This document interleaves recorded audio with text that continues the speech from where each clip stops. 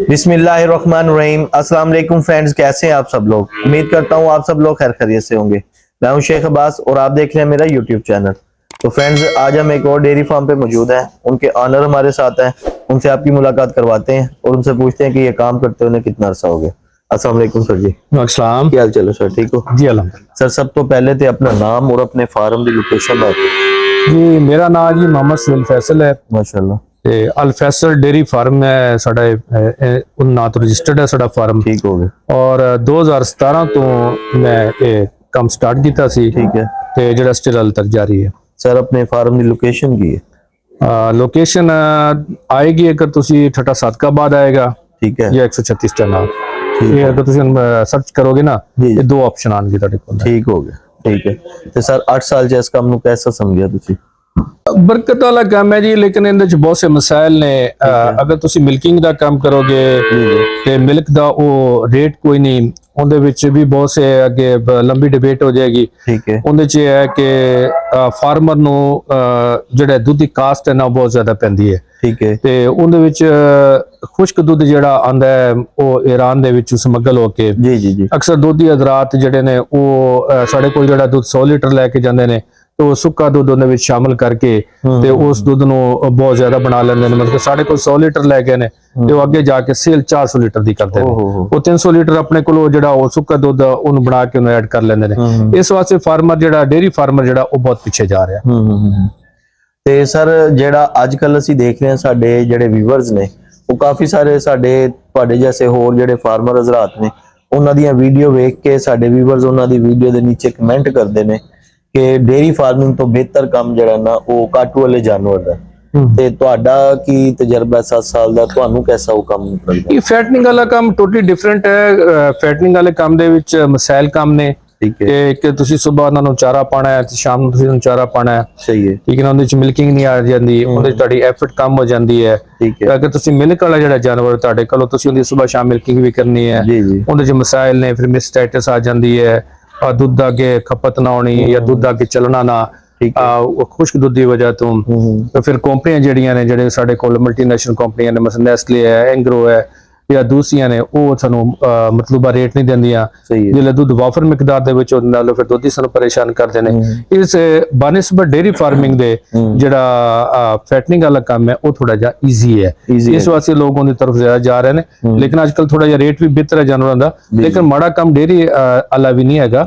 ਅਗਰ ਹੁਕੂਮਤ ਇਸ ਤਰਫ ਤਵੱਜੋ ਦੇ ਔਰ ਮਤਲੂਬਾ ਜਿਹੜਾ ਰੇਟ ਸਾਨੂੰ ਜਿਹੜਾ ਉਹ 200 ਦੇ ਲਗਭਗ ਹੋਵੇ ਤੇ ਡੇਰੀ ਫਾਰਮਿੰਗ ਵੀ ਕੋਈ ਨੁਕਸਾਨ ਦੇ ਕੰਮ ਨਹੀਂ ਹੈ।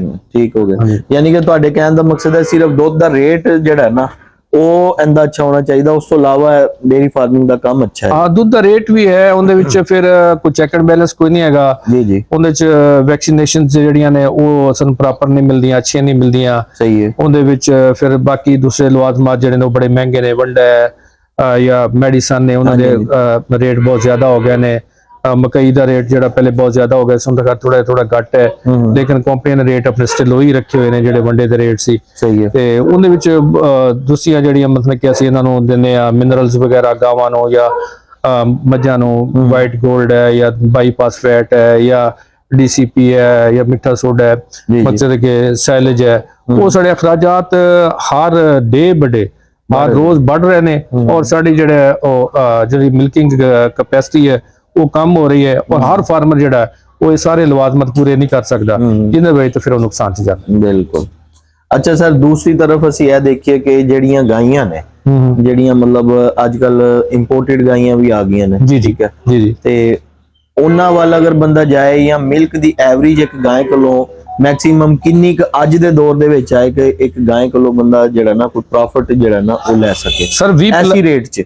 ਹਾਂ ਸਰ 20+ ਅਗਰ ਤੁਹਾਡੇ ਕੋਲ ਐਵਰੇਜ ਆਏਗੀ ਨਾ ਜੀ ਜੀ ਜੀ, ਤੇ ਫਿਰ ਤਾਂ ਤੁਸੀਂ ਪ੍ਰੋਫਿਟ ਜਾਓਗੇ। ਠੀਕ ਹੈ। ਅਗਰ 20+ ਤੋਂ 20 ਕਿਲੋ ਪਲੱਸ ਤੋਂ ਕਮ ਹੈ ਅਗਰ ਤੁਹਾਡੇ ਕੋਲ ਐਵਰੇਜ, ਫਿਰ ਤੁਸੀਂ ਨੁਕਸਾਨ ਚ ਜਾਓਗੇ। ਜ਼ਬਰਦਸਤ। ਤੇ ਉਹਦੇ ਵਿੱਚ ਇਹ ਹੈ ਕਿ ਤੁਹਾਡੇ ਕੋਲ ਜਿਹੜੇ ਇੰਪੋਰਟਡ ਗਾਵਾਂ ਨੇ ਜੀ, ਫॉर ਐਗਜ਼ਾਮਪਲ ਜਿਹੜੀ ਅਸੀਂ ਬਾਹਰੋਂ ਮਤਲਬ ਕਿ ਫਰੀਜ਼ਨ ਮੰਗਵਾਉਂਦੇ ਆ ਜਾਂ ਉੱਪਰ ਇੰਪੋਰਟ ਕਰਦੇ ਆ, ਉਸ ਤੋਂ ਬਿਹਤਰ ਹੈ ਕਿ ਤੁਸੀਂ ਇੱਥੇ ਸੈਕਸ ਸੀਮਨ ਖਵਾਓ। ਠੀਕ ਹੈ। ਉਹ ਉਹਨਾਂ ਨਾਲ ਕੋਲ ਤੁਹਾਡੇ ਕੋਲ ਆਪਣੇ ਸੈਕਸ ਦੀਆਂ ਆਪਣਾ ਬੱਚੀਆਂ ਤਿਆਰ ਹੋਣ, ਉਹ ਸਾਡੇ ਸਮਾਲ ਨਾਲ এনवायरमेंट ਨਾਲ ਕੋਈ ਥੋੜਾ ਮੈਚ ਵੀ ਕਰ ਜਾਂਦੀਆਂ ਨੇ। ਠੀਕ ਹੈ। ਲੇਕਿਨ ਜਿਹੜੇ ਤੁਸੀਂ ਬਾਹਰੋਂ ਮੰਗਵਾਓਗੇ ਉਹਨਾਂ ਵਾਸਤੇ ਸ਼ਾਫਰਿੰਗ ਗਰਮੀ ਦੇ ਵਿੱਚ, ਕਿਉਂ ਸਾਡੇ ਕੋਲ ਆਲਮੋਸਟ ਤਕਰੀਬਨ 11 ਮਹੀਨੇ ਗਰਮੀ ਰਹਿੰਦੀ ਬਿਲਕੁਲ ਬਿਲਕੁਲ ਐਵੇਂ। ਤੇ ਉਹਦੇ ਵਿੱਚ ਆਪਣਾ ਸ਼ਾਵਰਿੰਗ ਅਗਰ ਨਾ ਹੋਏਗੀ ਤੁਹਾਡੇ ਕੋਲ, ਉਹਦੇ ਨਾਲ ਤੁਹਾਡੇ ਕੋਲ ਵੱਡੇ ਪੱਖੇ ਜਿਹੜੇ ਲੱਗੇ ਹੋਏ ਨੇ ਸਾਡੇ ਜੀ ਕੋਲ, ਜੀ ਜੀ ਉਹ ਲੱਗੇ ਨੇ, ਇਹ ਲੱਗੇ ਨੇ ਮਤਲਬ ਕਿ ਕੰਟਰੋਲ ਸ਼ੈਡ ਵਾਲੇ, ਅਗਰ ਉਹ ਨਾ ਹੋਣਗੇ ਤੇ ਫਿਰ ਤੁਹਾਡੇ ਜਾਨਵਰ ਉਹ ਮਤਲੂਬਾ ਤੁਹਾਨੂੰ ਆਪਣਾ ਪ੍ਰੋਡਕਸ਼ਨ ਨਹੀਂ ਦੇਣਗੇ। ਸਹੀ ਹੋ ਫਿਰ ਗਿਆ। ਜਦੋਂ ਮਤਲੂਬਾ ਪ੍ਰੋਡਕਸ਼ਨ ਨਾ ਆਏਗੀ ਤੁਸੀਂ ਲਾਸ ਜਾਓਗੇ।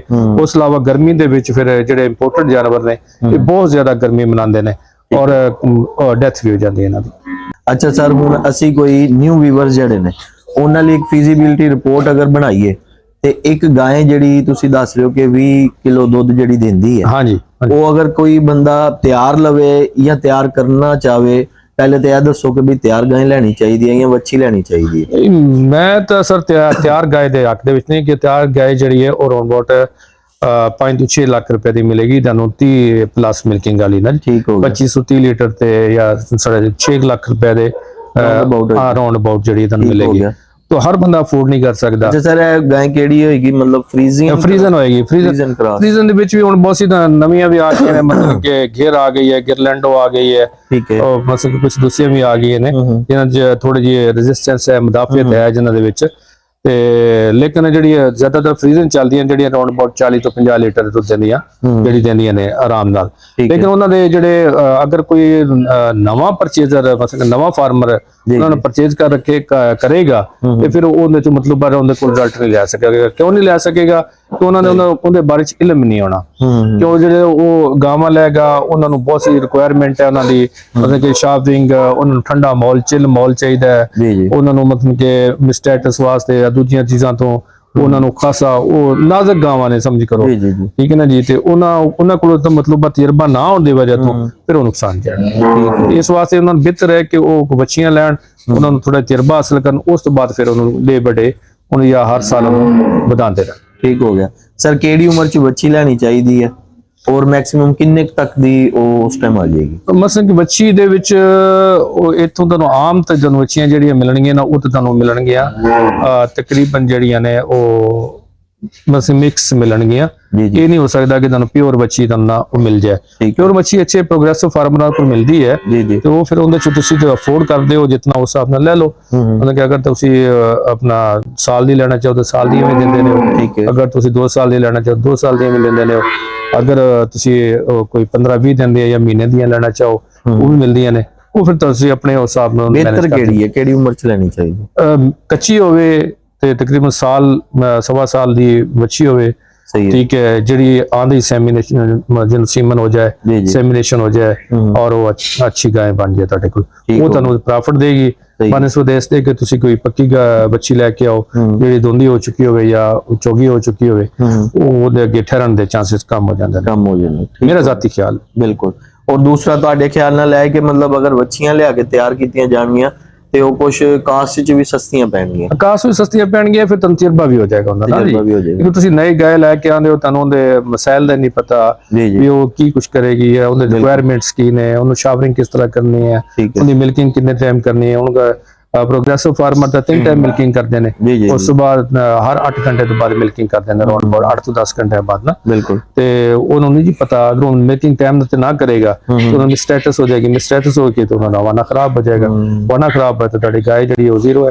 ਸਹੀ, ਠੀਕ ਹੋ ਗਿਆ। ਅੱਛਾ ਸਰ, ਹੁਣ ਇਹਨਾਂ ਦਾ ਇੱਕ ਡਾਈਟ ਪਲਾਨ ਹੈ ਜਿਹੜਾ ਨਿਊ ਲੋਕਾਂ ਨੂੰ ਤੇ ਇਸ ਚੀਜ਼ ਦਾ ਨਹੀਂ ਪਤਾ, ਤੁਸੀਂ ਇੱਕ ਪ੍ਰੋਪਰ ਤਰੀਕੇ ਨਾਲ ਦੱਸੋ ਕਿ ਇੱਕ ਜਿਹੜੀ ਗਾਂ ਹੈ ਉਹਦੀ ਹੈਲਥ ਜਿਹੜੀ ਹੈ ਉਹ ਅੱਛੀ ਰਵੇ, ਪ੍ਰੋਡਕਸ਼ਨ ਜਿਹੜੀ ਮਿਲਕ ਦੀ ਉਹ ਵੀ ਪੂਰੀ ਹੈ, ਤੇ ਉਹਦੀ ਖੁਰਾਕ ਕਿਹੜੀ ਹੋਣੀ ਚਾਹੀਦੀ? ਨਹੀਂ, ਉਹਦੇ ਚ ਬਹੁਤ ਸੀ ਚੀਜ਼ਾਂ ਨੇ ਖੁਰਾਕ ਦੇ ਹਵਾਲੇ ਦੇ ਨਾਲ ਜਿਹੜੀਆਂ ਆਮ ਫਾਰਮਰ ਤੇ ਸ਼ਾਇਦ ਪੂਰੀਆਂ ਨਾ ਕਰ ਸਕੇ। ਠੀਕ ਹੋ ਗਿਆ। ਉਹਦੇ ਵਿੱਚ ਤਾਂ ਇੱਕ ਤੇ ਸੈਲੇਜ ਤੁਹਾਡਾ ਜਿਹੜਾ ਉਹ ਛੱਲੀ ਸਮੇਤ ਬਣਨਾ ਚਾਹੀਦਾ। ਸਹੀ ਹੈ। ਠੀਕ ਹੈ। ਕੁਝ ਲੋਕ ਸੈਲੇਜ ਬਣਾਉਂਦੇ ਨੇ, ਉਹ ਛੱਲੀ ਪੱਟ ਕੇ ਤੇ ਉਹ ਖਾਲੀ ਟਾਂਡੇ ਦਾ ਜਿਹੜਾ ਨਾ ਉਹ ਸੈਲੇਜ ਬਣਾ ਲੈਂਦੇ ਨੇ, ਜਿਹੜਾ ਕਿਸੇ ਤਰੀਕੇ ਨਾਲ ਵੀ ਵਾਇਬਲ ਨਹੀਂ। ਉਹ ਨਾਲ ਇਹਨਾਂ ਦੇ ਆਪਣਾ ਜਿਹੜਾ ਖੁਸ਼ਕ ਜਿਹੜਾ ਚਾਰਾ ਹੈ ਜਿਹੜਾ ਮਤਲਬ ਕਿ ਉਹ ਉਹਨਾਂ ਦਾ ਪੂਰਾ ਹੋ ਜਾਂਦਾ ਨਾ। ਸਹੀ ਹੈ।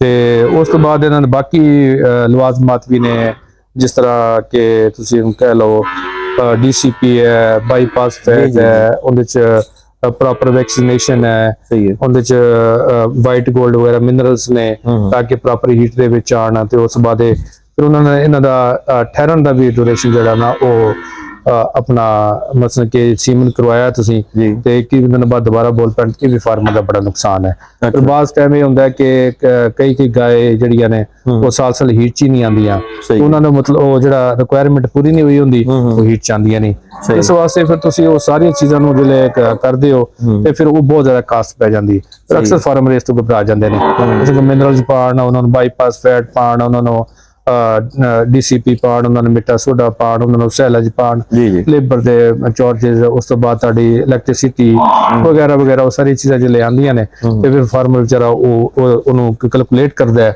ਉਹਨੂੰ ਦੁੱਧ ਨਾਲ, ਤੇ ਫਿਰ ਵਿਚਾਰਾ ਉਹ ਉਸ ਨਸ ਜਾਂਦਾ ਹੈ, ਫਿਰ ਇਸ ਵਜ੍ਹਾ ਤੋਂ ਫਿਰ ਨੁਕਸਾਨ ਹੋ ਜਾਂਦਾ। ਠੀਕ ਹੋ ਗਿਆ।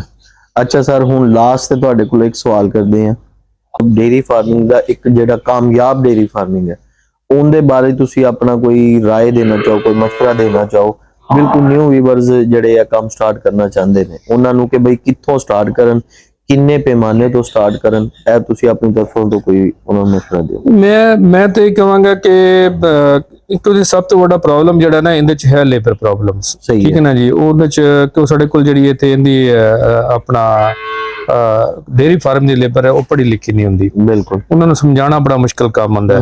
ਤੇ ਫਿਰ ਜਿਹੜੇ ਨਵੇਂ ਜਿਹੜੇ ਬੱਚੇ ਜਾਂ ਜਿਹੜੇ ਸਾਡੀ ਯੰਗ ਜਨਰੇਸ਼ਨ ਹੈ ਜਾਂ ਸਾਡੀ ਯੂਥ ਹੈ, ਜੀ ਉਹ ਸਿਰਫ YouTube ਜਾਂ ਦੂਸਰੀ ਚੀਜ਼ਾਂ ਤੋਂ ਸਰਚ ਕਰਕੇ ਉਹ ਉੱਥੇ ਤੋਂ ਪ੍ਰੋਫਿਟ ਵੇਖ ਲੈਂਦੇ ਨੇ, ਜਿਹੜੇ ਲੇਕਿਨ ਗਰਾਊਂਡ ਰਿਐਲਿਟੀਜ਼ ਜਿਹੜੀਆਂ ਨੇ ਉਹ ਟੋਟਲੀ ਮੁਖਤਲਿਫ ਨੇ, ਠੀਕ ਹੈ ਨਾ। ਉਹਦੇ ਵਿੱਚ ਫਿਰ ਆ ਕੇ ਪ੍ਰੋਬਲਮਸ ਜਿਹੜੇ ਆਉਂਦੇ ਨੇ, ਜਿਹੜੇ ਮਸਾਇਲ ਆਉਂਦੇ ਨੇ, ਫਿਰ ਉਹ ਬੱਚੇ ਘਬਰਾ ਜਾਂਦੇ ਨੇ। ਇਸ ਵਾਸਤੇ ਮੈਂ ਕਹਿੰਦਾ ਕੋਈ ਥੋੜੇ ਤੋਂ ਸਟਾਰਟ ਲਓ, 1-2-4 ਗਾਵਾਂ ਲਓ, ਉਹਨਾਂ ਤੋਂ ਸਟਾਰਟ ਲਓ, ਉਹ ਤੋਂ ਦੇਖੋ, ਉੱਥੇ ਤੁਸੀਂ ਆਪਣੇ ਇਨਪੁਟ ਦੇਖੋ, ਆਊਟਪੁੱਟ ਦੇਖੋ, ਠੀਕ ਹੈ ਨਾ ਜੀ। ਉਹਦੇ ਚ ਤੁਹਾਨੂੰ ਕਿੰਨੀ ਆਊਟਪੁੱਟ ਆਉਂਦੀ ਹੈ, ਤੁਹਾਨੂੰ ਕੀ ਪ੍ਰੋਫਿਟ ਕਮਾ ਰਹੇ ਆ, ਫਿਰ ਉਹਨੂੰ ਐਸਤਾ ਉਹਨੂੰ ਬਿਲਡ ਕਰਦੇ ਜਾਓ।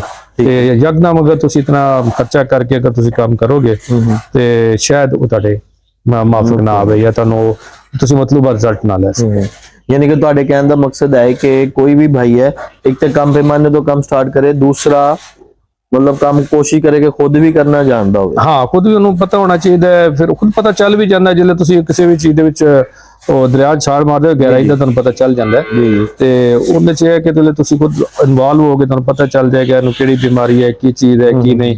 ਉਹ ਫਿਰ ਜਦੋਂ ਤੁਸੀਂ ਉਹਦੇ ਚ ਆਓਗੇ ਖੁਦ ਬ ਖੁਦ ਹੀ ਕੰਪਨੀਆਂ ਵਾਲੇ ਜਾਂ ਦੂਸਰੇ ਲੋਕ ਅਵੇਅਰਨੈਸ ਦੇਣ ਵਾਲੇ, ਫਿਰ ਖੁਦ ਅਗਰ ਤੁਹਾਡੀ ਦਿਲਚਸਪੀ ਹੋਵੇ ਤੁਸੀਂ ਖੁਦ ਸਰਚ ਕਰਕੇ ਬਹੁਤ सी ਚੀਜ਼ਾਂ ਨੂੰ ਖੁਦ ਬ ਖੁਦ ਬਿਹਤਰ ਕਰਦੇ ਜਾਂਦੇ ਹੋ। ਤੇ ਵਕਤ ਸਭ ਤੋਂ ਵੱਡਾ ਉਸਤਾਦ ਹੈ, ਉਹ ਤੁਹਾਨੂੰ ਆਪਣਾ ਉਸਤਾਦ ਬਣਾ ਦਿੰਦਾ ਹੈ ਔਰ ਤੁਸੀਂ ਉਸਤਾਦ ਬਣ ਜਾਂਦੇ ਹੋ। ਤੇ ਲੇਕਿਨ ਉਹਦੇ ਵਾਸਤੇ ਟਾਈਮ ਲੱਗਦਾ ਹੈ ਤੇ ਉਹ ਸਾਡੀ ਯੂਥ ਜਿਹੜੀ ਹੈ ਉਹ ਈਜ਼ੀ ਮਨੀ ਦੇ ਚੱਕਰ ਦੇ ਵਿੱਚ ਬੈਠੀ ਰਹਿੰਦੀ ਹੈ ਤੇ ਉਹ ਇਹ ਐਫਰਟ ਵਾਲਾ ਕੰਮ ਹੈ। ਅਗਰ ਕੋਈ ਸਮਝੇ ਕਿ ਇਹ ਥੋੜੀ ਜਿਹੀ ਐਫਰਟ ਕਰਕੇ ਤੁਸੀਂ ਬਹੁਤ ਜ਼ਿਆਦਾ ਆਊਟਪੁੱਟ ਲੈ ਲੋਗੇ ਤੇ ਉਹ ਨਹਾਇਤ ਅਹਿਮ ਆਦਮੀ ਮੇਰੇ ਖਿਆਲ ਚ। सर बहुत शुक्रिया, ਤੁਹਾਡੇ कीमती राय ਦਾ बहुत शुक्रिया सर, मोस्ट वेलकम जी, शुक्रिया, थैंक यू